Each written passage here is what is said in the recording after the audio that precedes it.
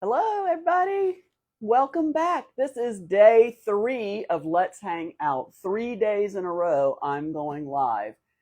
That is really good for me. I like to go live a lot more often than I do, but it just seems to be hard. I got to clean up a lot of mess, clear my space, and so I don't always get around to doing that. So I challenged myself this week to go live Monday, Tuesday, Wednesday, Thursday, Friday and just hang out and be creative and show you some of my favorite techniques and things to do while I'm working, and then combine it with a giveaway because it's been a while since I did a giveaway. So while we're waiting for some people to get the word that it's live time for live, because I changed it. Yesterday I was on at 2, but the rest of this week I'll be on at noon.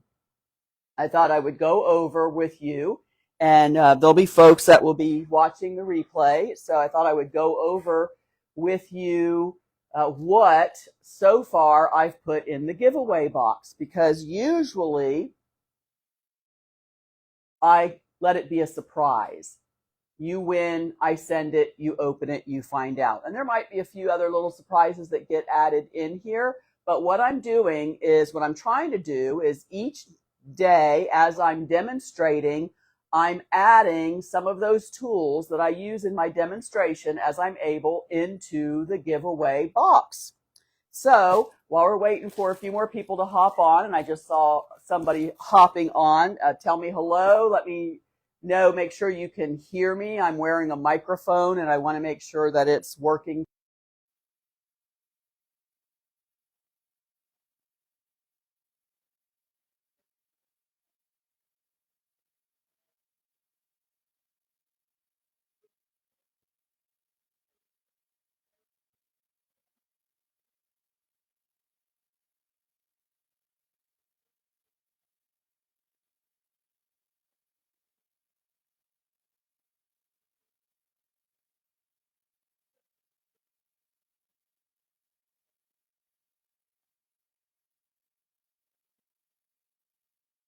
Pouncer tools, and that's in the box, a little set of those. Yesterday, I showed you how to grunge up the bottle that I did on the first day. And so this is my absolute favorite grunging ink pad to use. And I found one at Hobby Lobby. So that is in the giveaway box.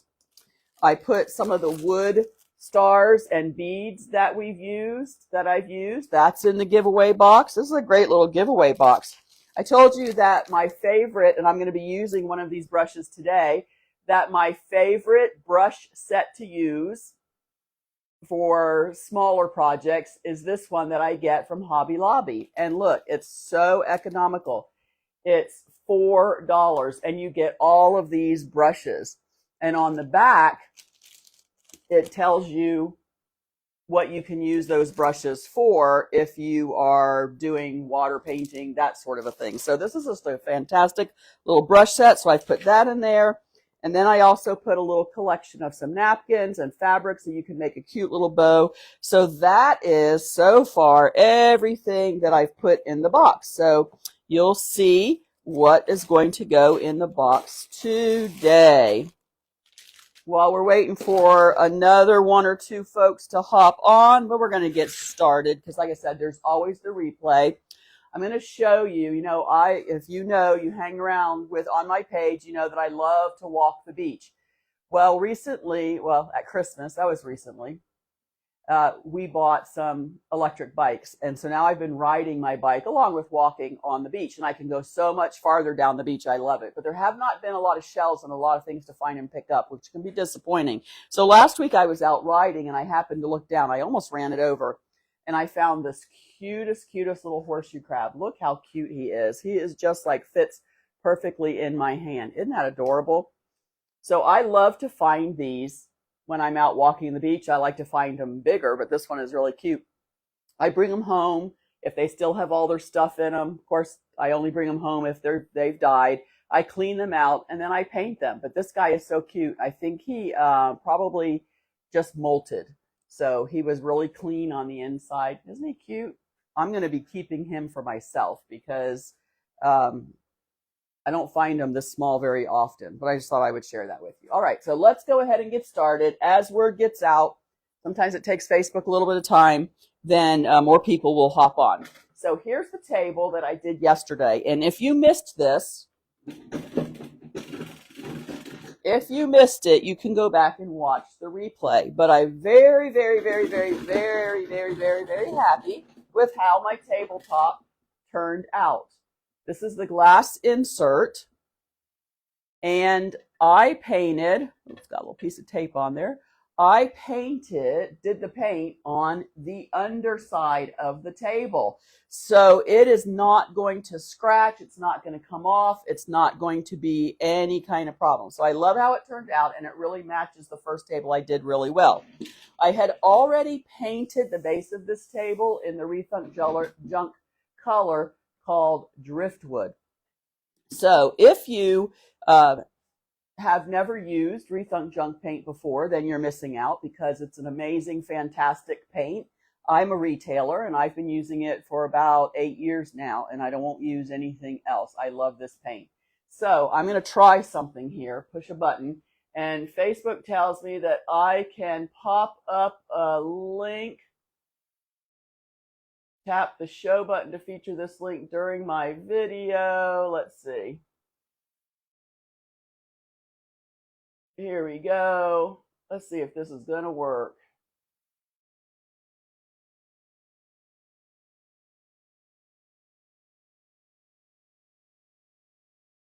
Oop.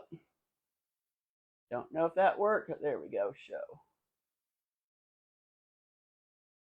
Okay, we'll see if that works. Yep, one link. There it is, right up there. So the link that I just published is actually my affiliate link. So if you've never used Rethunk Junk and you want to try it, or you've used it and you don't have anybody in particular, like a retailer that you order from, you can use my affiliate link and order directly from the website. If you have an order of $39 or more, then you can you get free shipping. I think it's $39, yeah, and you get free shipping. So any of the products that I use and you want to try it out, use my link and you can order directly online and have it sent right to you if you're not local. If you're local, I have all of these products in my booth at the Coconut Barrel. So what are we going to do today? So I painted this in the color Driftwood, and so I am going to add some classic black glaze. So I'm going to show you my favorite tips for glazing, and then we're going to dry brush. So let's go ahead and get started. And I'm going to move the camera over a little closer because I want you to be able to see what I'm doing.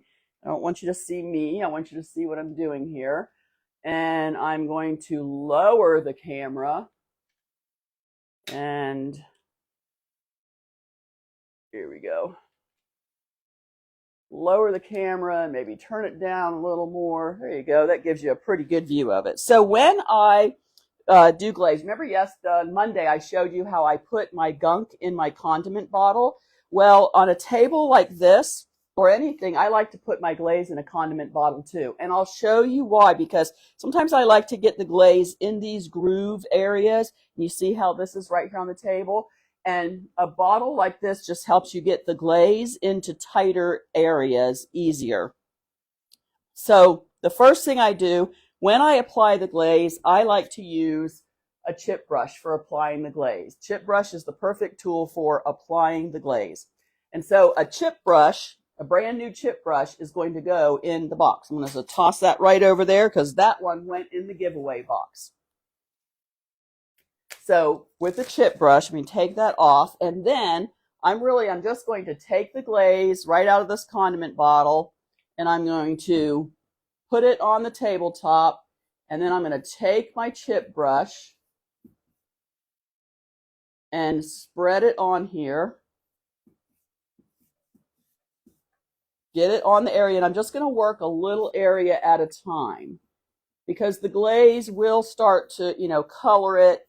And I just want to work a little bit at a time. The glaze has a lot more open working time than the paint does, but I still do little sections at a time.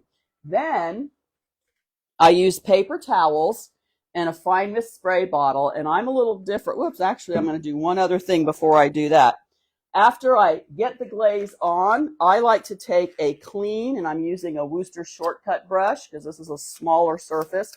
I like to use a clean, dry, soft paintbrush, and then I like to just do this with the glaze to kind of pull it all together.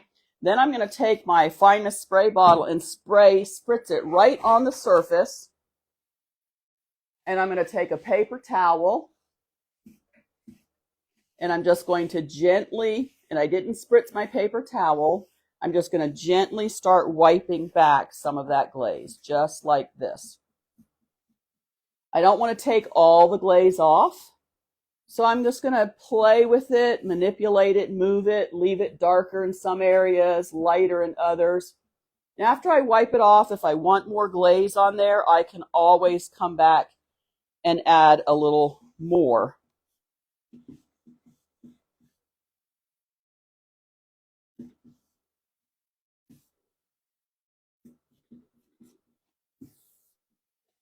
And I want to get around my edge here. Sometimes we forget the edges like this, so it looks kind of like it's halfway glazed. Okay. So I've got that section done. Now let's turn the table and do this section. Okay. I'm going to take my condiment bottle that I put my glaze in, and I'm just going to pour it right on my piece of furniture there. And then I'm going to take my chip brush and spread it around. Get it on there good. I think I'll go ahead and get it down here too, since I have enough on my chip brush. And I'm just doing like one little section at a time. Like I said, one section at a time. Okay, I've got my glaze on. Then I'm going to take, I do it a little different than a lot of people do. I'm taking my fine mist spray bottle and I'm spritzing it right on top of the glaze, just like that. Then I'm taking my paper towel and very lightly with a light hand, I'm just wiping back the glaze. So one of the things that I like to do, like on a table like this, it's beveled right here on this edge, and I really like my dark glaze to get into that bevel. So when I wipe over this with the paper towel, I'll go real gently, not wiping too much right in here, and try to push some of that glaze and push that glaze into that edge. So you can you see how the glaze has gotten up in there? And then I'll go a little slower past the edge. And again, make sure that I don't wipe that off because I want it up in that edge, in that beveled area. Because what it does is it just kind of helps to define the table a little more. Then you know those paint brushes that I love? This is one with a tapered edge. I can come back along here with this paintbrush and I can just push it in and a little more with the paintbrush and just clean it up with that paintbrush. Push it in a little more, make it look a little more like pinstripe. So I don't have too much glaze there and it doesn't look too heavy, but I can use this paintbrush and just, see, I kind of hold my hand steady with one hand while I just very gently come along the edge like this and push that glaze up into that recess of that beveled edge. Because I want that defined, darker look in there. I want you to be able to see that part of the table. Okay, perfect. I love that edging. I don't know how you can see that, but it's really, really a great way to get that in there. Now, I forgot that I had done this part down here. I need to spritz it quick because that glaze is setting up. Might need to apply a little more pressure to get that off. Now, right here, See if I can push it back so you can see a little bit. So right here is another inset part. Okay, there's a little inset right there, and I want my glaze to be in that inset. So I'm going to take my condiment bottle and put it at an angle, and I'm just going to squeeze it, lightly squeeze it in there. Then I'm going to go over and push it in and wipe it back. But I want that defined too. I want it dark in there. So again, I'm going to take my, where did I put that little paintbrush? Oh my goodness, I can lose things so fast. I put it down and I don't know where I put it down. Well, when I find it, I'm going to take my paintbrush and I'm going to pull the paint into this crease right there. Okay, so let's just keep working our way around the table. I'm going to turn it and let's do this side. Whoop. Didn't mean to do that. Didn't mean to turn the camera. Okay, let's turn it and do this side. Squirt my glaze on.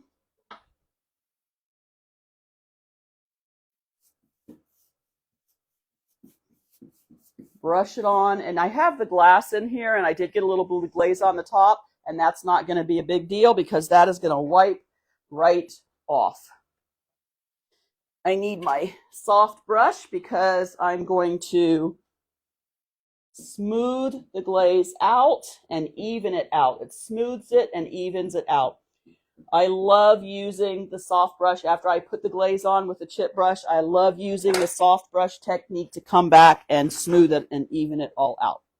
Now I have my paper towel, my fine mist spray bottle, and with a light hand, I'm going to wipe some of this glaze back, and I'm going to push it into this beveled recessed area of the table because I want the black glaze to set up in there. Let's get it on this edge.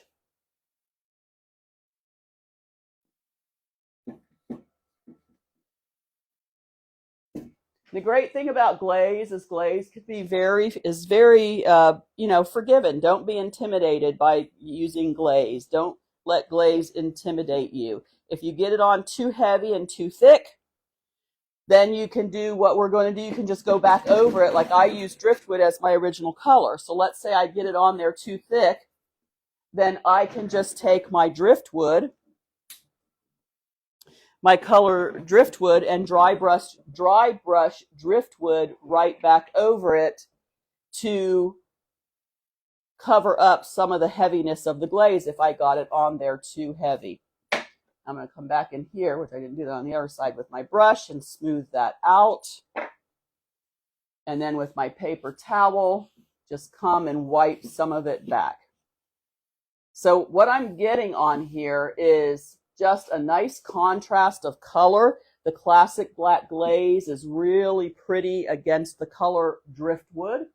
And I'm wanting to create kind of a driftwood look to it. So I'm using the black glaze, and then here we get all the way around the table. Then I'm going to come back and this side. Then I'm going to come back. So I'm using my condiment bottle to apply my glaze. The table doesn't want to cooperate. I'm using my chip brush to get it on the surface where I want it.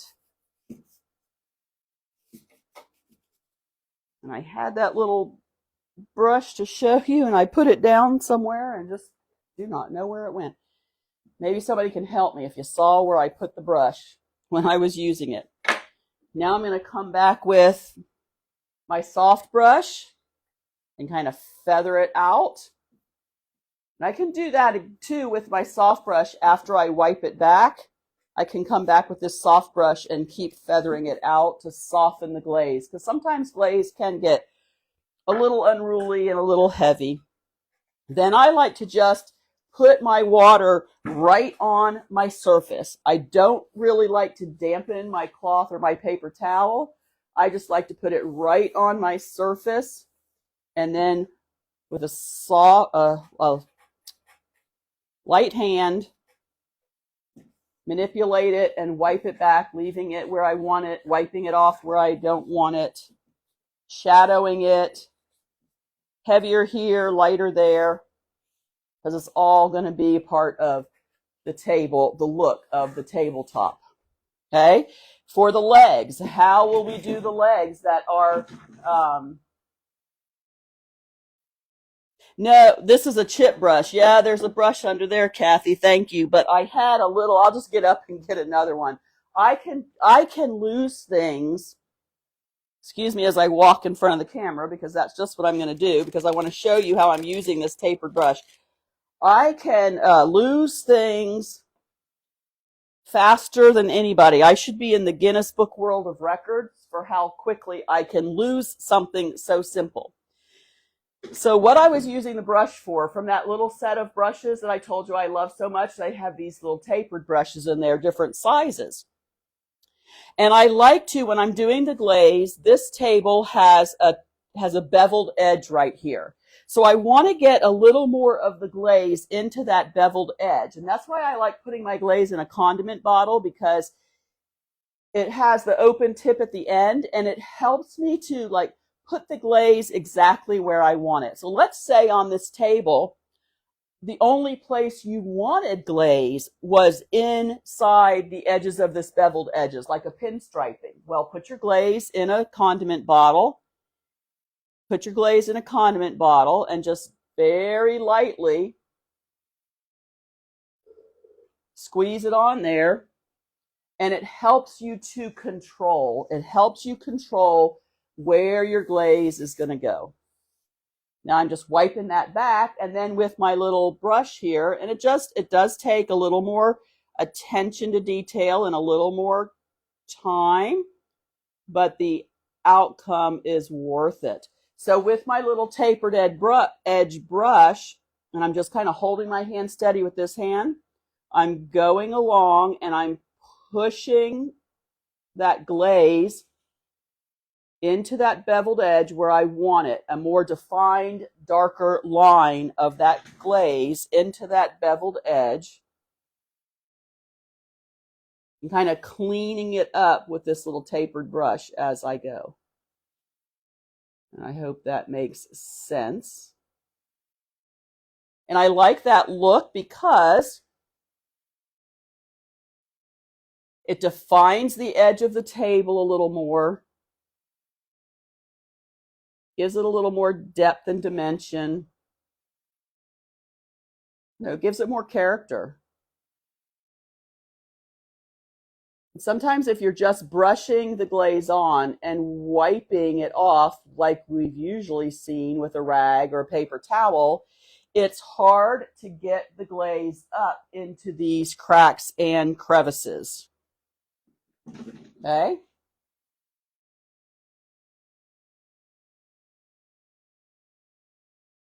So I'm just cleaning this up, just going real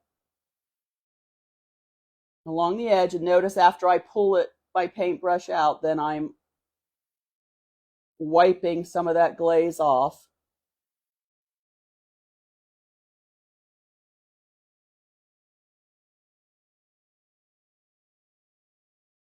And there we go. Now I have, and it's not a solid line all the way across. It's just a little bit here and a little bit there.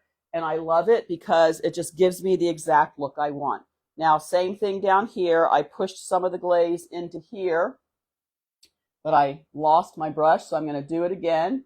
Just with a real light hand, I'm going to push a light line of glaze in this recessed area of the table, and I'm going to take this tapered brush and push it in there. I want that glaze to stay in there. Then I'm going to take my paper towel and just kind of wipe over the opening and let that glaze stay in that recessed area so that it's darker and more defined. And that's how I do that. Now I'll have a little bit of glaze left over on my tapered edge brush. And so after I glaze the legs, I'll take my brush and I'll come around these recessed areas of the legs and apply a darker bit of glaze in there to give the legs more definition. But in the meantime, let's see how we'll do the legs, which are vertical. So I have excess glaze on my chip brush, and make sure you can see where I'm at over here. And so I'm just going to take it and go back and forth like this. I call it the flop, flop, flop method. That's a very technical painting term also. And I just go back and forth, side to side like this with the glaze on the leg. Making sure you get all sides, all four sides. It's really easy to miss that. Then I come back with my soft brush and kind of do the same thing. Feather it out.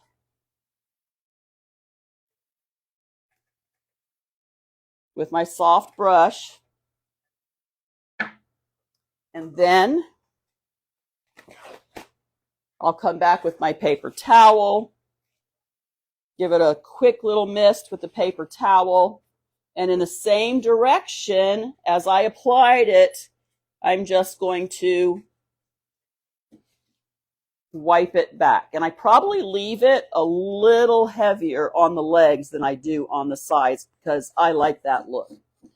And that's the thing about glaze is you can control it and you can make it as heavy, or let me try to get that into a lighter spot so you can see. You can make it as heavy or as light as you want.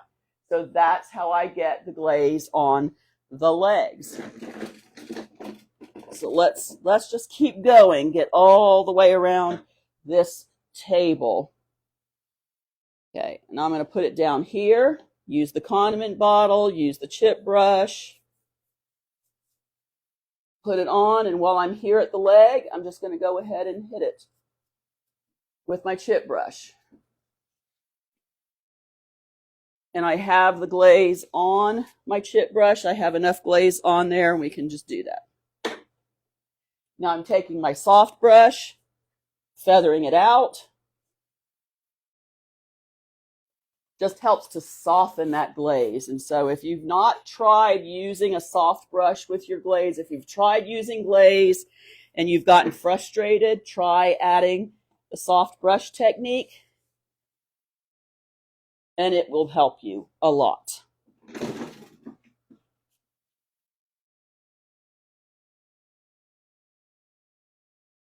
On the legs, just wiping some of that around. And once you get going on it, it's going to go faster and faster.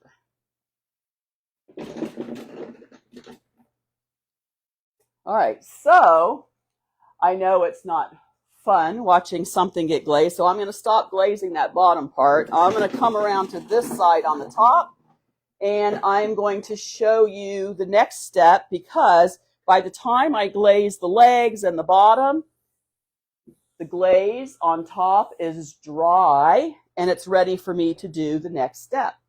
So the next step is going to be dry brushing. Let me come over here and get my supplies. Oh, there it was, my paintbrush. It rolled under the table.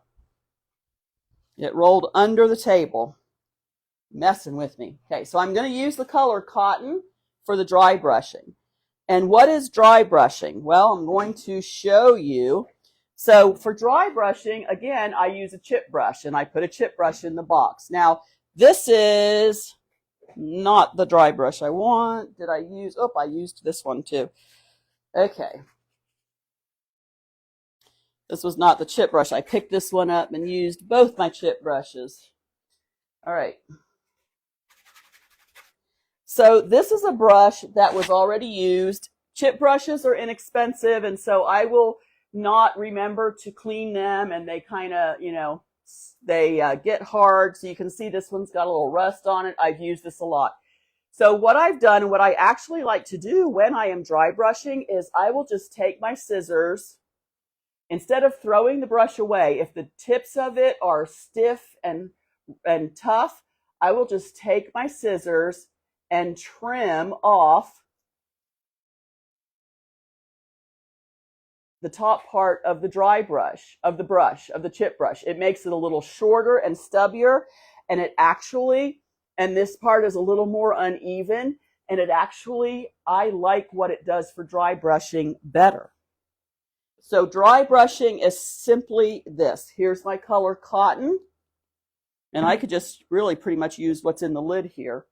I take my chip brush and I dip it, just tap it into the paint so that the paint is just on the tip of the brush, okay? Then I'm going to offload some of that paint. I don't want it on there too heavy. So I take a paper towel and I offload some of that paint. So now, basically, my paintbrush is dry. It has just a touch of paint on it because I don't want a solid surface. I don't want a solid coat of this. I just want little touches of it. So then I take my brush, and I'm going to get you a little closer here because I want you to see. Hopefully you'll be able to see this. Let me get you a little closer to what I'm doing here. And, whoops, excuse me.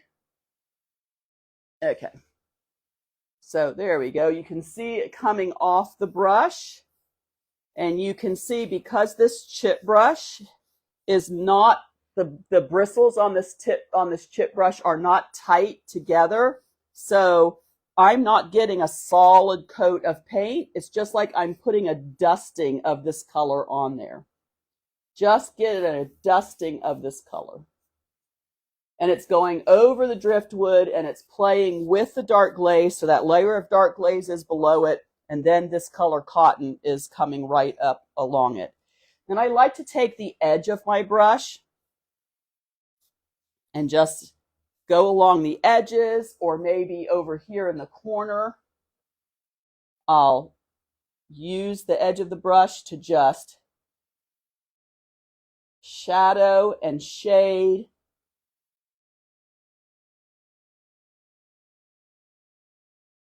You can pull the brush this way and go that way, and you can see it's just adding a touch of that color, and it's giving my table more interest, more depth, more dimensions. Let's do it down here on the side too. I'm going to do it all over. The whole table is going to get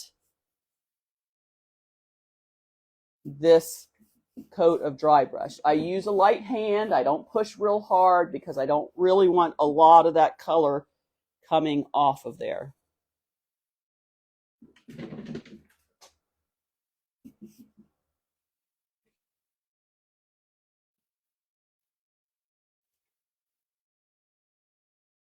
I like to use the edge of the brush to run along the edges to give it dimension. And you can do, with dry brushing, you can do as many colors as you want. Okay, so this is driftwood is my base color of paint. I did classic black glaze. I'm doing the cotton on top. And then if I wanted to come back on top of that and dry brush some more driftwood, I could totally do that.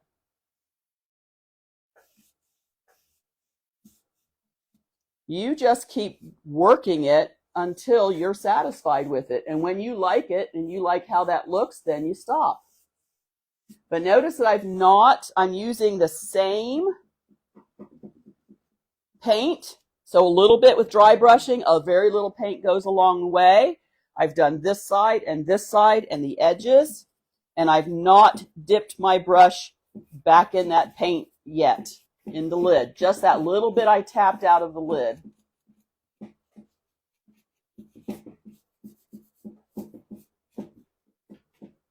And I love the extra bit of color that it adds to the table. And it's giving my table a very farmhouse if you want it to be farmhouse, beachy if you want it to be beachy vibe. But what I really love is how it's playing so nicely with my painted glass top. So I'm going to do again. I'm going to, got my lid. I need a little more now. I'm just tapping my brush into the paint that's on my lid. Then I'm taking my roll of paper towels and I'm offloading the paint off the brush because I want that to be dry. And then with a light hand, I'm just going to start sweeping the brush. So you don't, when you're doing dry brushing, you don't have to worry about brush strokes, any of that stuff. But what you do want to try to do, so it's pretty easy on this table because the area that I'm dry brushing is pretty narrow. But what you do want to do when you're dry brushing, especially if you're going across a really large surface, is you want to go in slower sections. This is the one time where you can do your paintbrush back and forth like this. And you want to go in smaller sections because you really want to focus on getting those dry brush strokes straight. Because to me, I just really don't like it when I've done a whole table and then I step back and look at it and my lines are all curved. And it's real easy to do and you don't really even realize it's happening. Easy to do. So you want to concentrate on keeping your arm straight, keeping those dry brush marks straight, and I think you do that best by just going in smaller increments.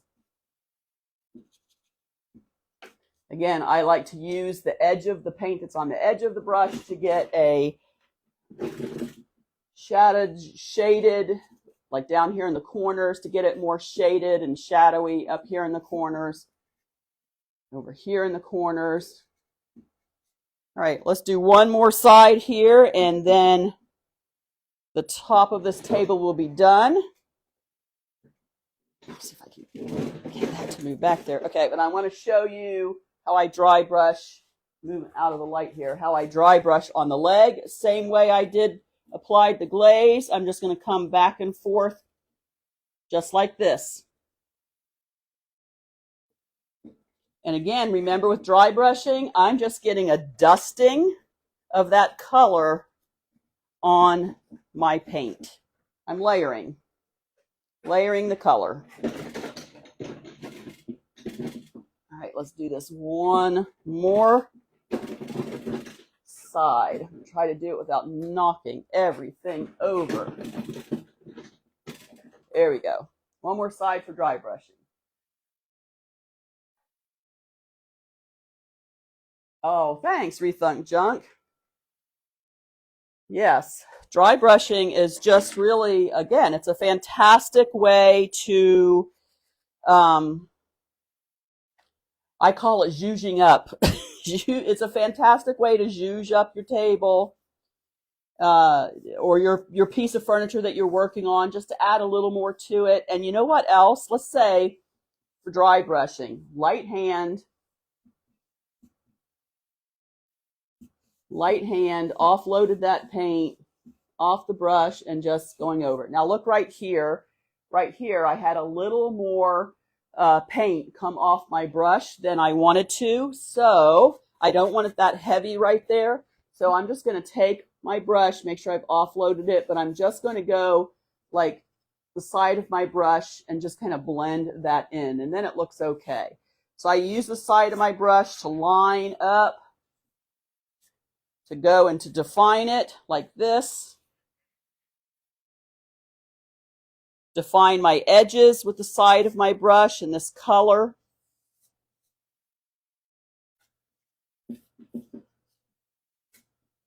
And I love how that looks.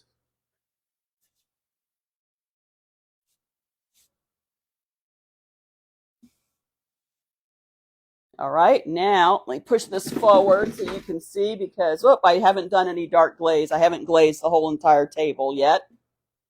But that's it, the basics of. So if you're just joining, Oh, thank you, Susan. If you're just joining, you can go back and watch the replay. I'm not going to do the whole complete table here for you because that's just a lot to watch, but you get the idea of it. So I'm going to, yes, the faux driftwood finish is what this is, because I used to start with, and I'm sorry y'all are like, right, you're coming in right at the end, and that's fine because there's always a replay and you can go back and watch the replay. So what I did was yesterday, you can go to my Sea Breezy Designs Facebook page if you're watching from Rethunk Junk, because yesterday I demonstrated how to paint on the glass, and I paint on the underside of the glass. So the top of, and then set it in. And so I demonstrated that yesterday. And then today I just demonstrated how first I put classic black glaze, and I showed you how I like to use a condiment bottle to apply my glaze and some of my favorite tips and tricks for applying the glaze. So you can go back and watch the replay and see how that happens and how I applied the glaze. And then after I applied the glaze, I came back with the color cotton. And one of the things that I have learned, let me back up here just a second. One of the things that I have learned is with our little chip brushes, and you can watch the replay and see how this worked. With the chip brushes, I'm really terrible about cleaning out my chip brushes, and they get kind of stiff and yucky. You don't need to toss that away, because what I like to do is I just take my scissors and I give my chip brush a little haircut. And you know what? It gets all uneven and a little chunky, but I have found that doing that gives me an even better dry brushed look. So that is how we're finishing up this beautiful glass topped table with that driftwood look. I love it, the whole piece, and it's all done with Rethunk Junk products. So, whoops, excuse me. Didn't mean to do that. Lost you there, gonna make you seasick. So, this is day 3 of my Let's Hang Out series this week, and I'm having a contest. At the beginning of the video, I showed you all of the things I put in the box so far, and so every day there is a keyword or a phrase. So today, you're in the comments on this video, on the Sea Breezy page, you're just going to comment about how fabulous dry brushing is. Give me a comment about how fabulous dry brushing is, and then that gets your name entered into the contest. I did a Facebook Live on Monday. There was a key phrase for Monday. There's a key phrase for Tuesday, today's, and we've got 2 more days, Thursday and Friday. Well, let me show you real quick what we're going to do tomorrow. If you can join me. Hey, excuse me while I bend over here. I am trying to clean out my stash. So tomorrow we're going to be using salt wash. Of course, we're going to be using salt wash. I have this great little shutter in my stash, and I have this cute seahorse, and we're going to use salt wash, and we're going to put these 2 things together and create something really cool. So I am going to give you all my best tips and tricks tomorrow using salt wash and the Rethunk Junk product. So thanks for joining me today. I had fun hanging out. If you missed the whole video, go back and watch the replay. Yay for replay. It's always there. Don't forget to leave a comment using today's key phrase to get your name entered into the giveaway contest. So thanks for joining me, and tomorrow at noon, we'll be back working on what I just showed you. Hey guys, thanks. Have fun being creative and enjoy the rest of your Wednesday already. And I'll see you tomorrow.